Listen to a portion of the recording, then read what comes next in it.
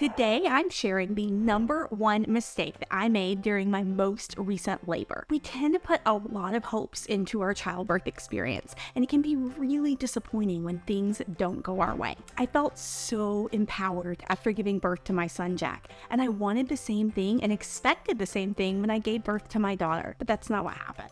And there's one major thing I really wish I had done differently. I want to tell you about it so you can have a better experience than I did and hopefully walk away from childbirth without regret. I'm Katie, founder of Undefining Motherhood.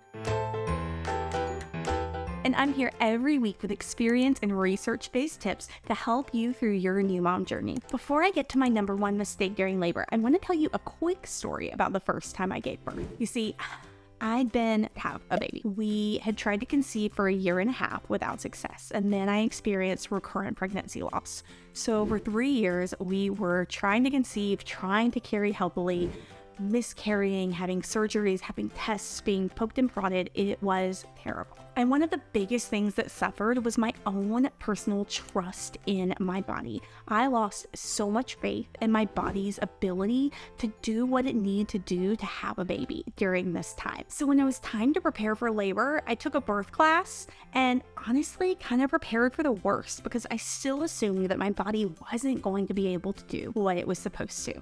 I got ready because I was being induced at 37 weeks because I had preeclampsia, and once again, I felt like my body was failing. And then here's what happened. I felt so empowered by the entire experience. I learned so much about induced labor. I have tips in a different video that I'll link right here if you want to see it. And for the first time, I felt like my body had finally succeeded. So when it came time to have my daughter 4.5 years later, I kind of just expected the same thing. I felt so empowered before, and while I thought no one really looks forward to labor, like it's fun, I actually was kind of excited about it because pregnancy with Branham was hard. I was almost 5 years older. I was significantly more overweight. I was in my late 30s at this point. It was physically very challenging. Meanwhile, I have a preschooler. I'm running a business that I wasn't running at that time. It was tricky. So I was excited to finally have that good, positive, exciting moment during pregnancy by having this incredible, empowering labor. That didn't happen. And I don't blame myself for the fact that it didn't happen, but there is something that I didn't do that I should have done. And I wonder what kind of difference it would have made. So here's the deal. On the surface, this birth story sounds amazing. I have Branham's birth story and Jack's birth story in different videos, and I will link them both in the description below. But what you need to know about this one is that I went in at 39 weeks to be partially electively induced, and I was given Cytotec. Within 4 hours, I pushed Branham out. And while that sounds on the surface like a quick and amazing dream, I remember being wheeled up to the recovery room, feeling almost like I was in shock. I felt out of control. I felt devastated, and it was not a positive experience that I thought it was going to be. So I want to tell you what I could have done that might have changed things. Here is the number one thing that I did during my labor with Jack that I realized in hindsight I just didn't do with Branham. And that, my friend, is advocate for myself and equip my husband to know exactly what I wanted so that he could advocate for me if I couldn't. For both of my babies, I created a really simple birth plan and said, look, I want this to be my guide. I know things don't always go as planned. Here are my wishes, but obviously there's flexibility here. But with Jack, I walked through it with my husband a lot, so he knew exactly what I cared about. Well, he wasn't really needed to advocate for me during that labor. That labor and delivery team did a phenomenal job listening to my wishes. So I just sort of assumed it would be the same. And that was a really big mistake. I didn't equip him the same way for my labor with Branham. So in a lot of moments when I wasn't getting what I needed and I had a hard time articulating that myself, he didn't know because I hadn't set him up with that knowledge to prepare to be an advocate for me. And I also didn't do as good a job advocating for myself with my own doctors and nurses. This time around, the nurse tried her very best, but the doctor and the anesthesiologist weren't having it. So it made the experience really difficult. And what made it so much worse was that I was having back labor. And because of that, a lot of times when you have back labor, I've learned the contractions don't necessarily let up. So with Jack, if something wasn't the way I wanted it to be, then I have to walk around and dance through a contraction and breathe my way through it. But then the contraction would end and I could talk to my care team about what I wanted. But with Brenham, this wasn't happening. I didn't have that relief where I could say, oh, okay, now that I have my breath, let me tell you something I need here. I couldn't do that. And because I hadn't equipped my husband to know I wasn't getting what I wanted, he had no idea. I should have told him. We should have had signals. We should have had a plan because we had those things for Jack and we didn't need them. This time we needed them and they weren't in place. So here's what happened. I progressed really quickly in this labor. It was induced, and yet I never had Pitocin. I was induced, they put Cytotec in as a cervical ripening agent, and within an hour, I was in active labor. I was already contracting every, I think, 6.5 minutes, maybe, when I got into the delivery room, and I didn't know that. So I wasn't feeling them yet. So my body was ready, like she was about to come. So it happened really, really fast, and I wasn't expecting it to happen so fast, and I think that really shocked my body, but I especially was not expecting this super painful back labor. So when I asked for an epidural, I like personally, let me backtrack just a smidge, I like to try to labor to 4 or 5 centimeters and then get the epidural, just because it's what I did with Jack and it made me feel good. So that's what I wanted to do. But when I asked for the epidural, they did check my cervix, I think. I'm pretty sure I remember them checking my cervix. But I didn't ask how dilated I was. And I wish I had asked that question because in hindsight, what I actually think happened is that they gave me an epidural they shouldn't have given me. I think I was too far along. And what they probably should have said is, Katie, I know you want an epidural, but actually, girl, you just need to push. So I don't know. I'll never have that information for sure, right? But what they did was they gave me this epidural and it didn't work. But when I say it didn't work, what I mean is I could feel it in the entire right side of my stomach. I still felt labor, and in my back because it was back labor. I still felt everything. But my legs and my hips were numb, as they're supposed to be from an epidural. So I was stuck in bed. I couldn't get up and move like I had been doing before the epidural. I'm in miserable pain. I am like squawking. I sounded terrifying. I felt terrified. And I remember feeling trapped in my own body and in this bed because I was in so much pain that I knew movement would physically help, but I couldn't move.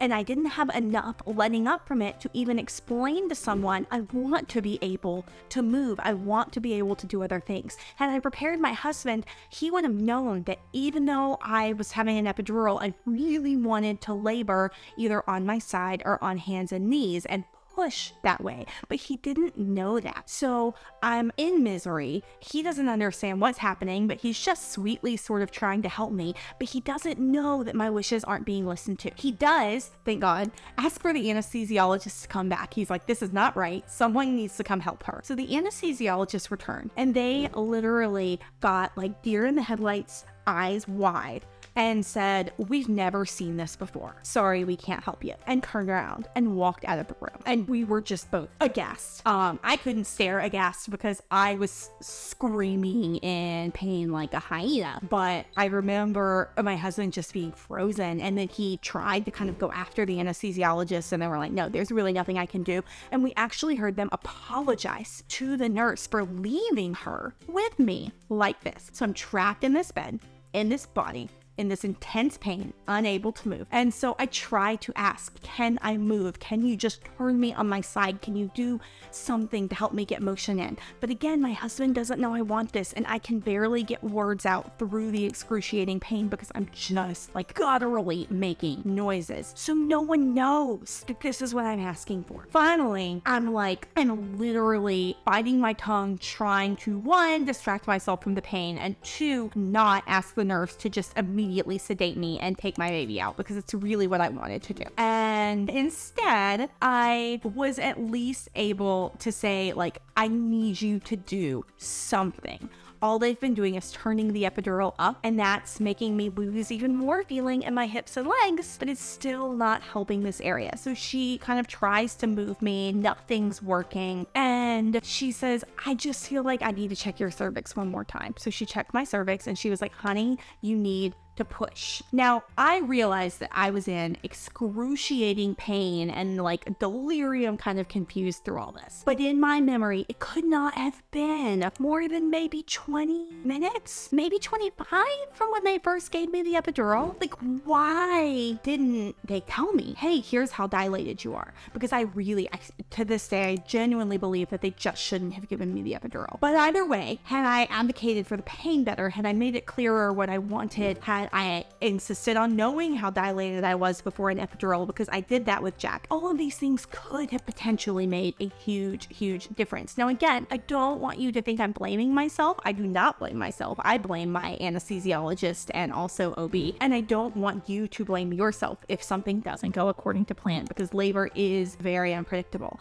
But I do want you to understand the power of knowing what you want, knowing what you care about, and advocating for it, and equipping other people around you to advocate for it in case for some reason you cannot. So here's what happened. The OB came in. They said, it's time to push. I said, I want to push on my hands and knees. Can you help hold me? The OB said, no, you're pushing on your back. I didn't push it. I didn't say anything else. I was too miserable for that. I just needed to push. But I really had wanted that, and I never articulated that clearly, even to the labor and delivery nurse when we walked through my birth plan. I hadn't articulated that clearly before I was in such active labor. So there could have been pushing. There could have been advocating. The OB should have just listened to me. But because we know that's not always how it works, there's still, I wish, had been a lot more advocacy on my behalf. There was none. So I pushed on my back. I pushed Brandon out very easily. She came out at 2 really easy pushes, but I was so numb in my hips and my pelvic area from that crazy high epidural that wasn't working in my back and stomach, and I tore the labrum in my hip on the left side. And I don't know if that's something I could have avoided. Could I have avoided that if I had just been on my hands and knees like I wanted to be, with people helping hold me up? They were already holding my legs up like this. Why couldn't they have just held me while I was on the other side? And then my hips would have been in a better position and my pelvis would have been in a better position. Maybe if the anesthesiologist had cared about the epidural, I wouldn't have had such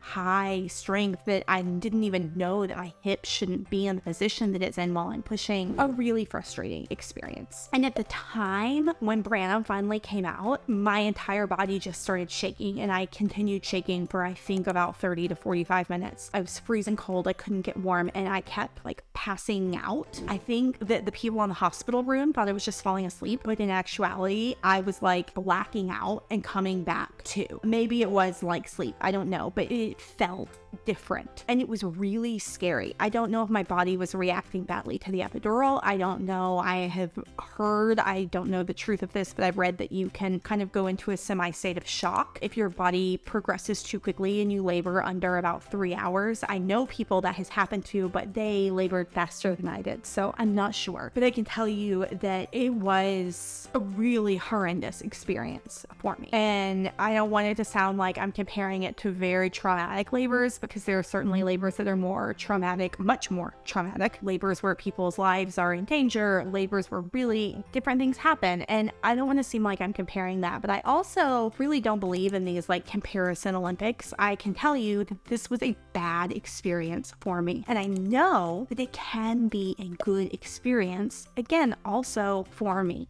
Now, I don't know if we had done things differently, if I had walked through that plan more with my husband and more with the nurse than I did, if things would have gone better, but I do believe they would have. And I know for a fact they wouldn't have regret, because I wouldn't have to wonder. I would at least know that we did everything we could. And that's, I think, the part that frustrates me the most. Not being listened to first and then that. So now that you know the one thing I should have really, really, really done differently during labor, I want to help equip you to do that better. So check out my labor tips for first-time moms playlist. I will drop a link below, and so you can access that and learn everything you need to know about my own experiences, my research, to help you get ready from just a practical, where are our heads as a new expecting mom person. Choose a labor and delivery class that fits your needs. That's a huge thing that you can do. Like, comment, and subscribe if you found this video helpful. Thanks for watching today, friend.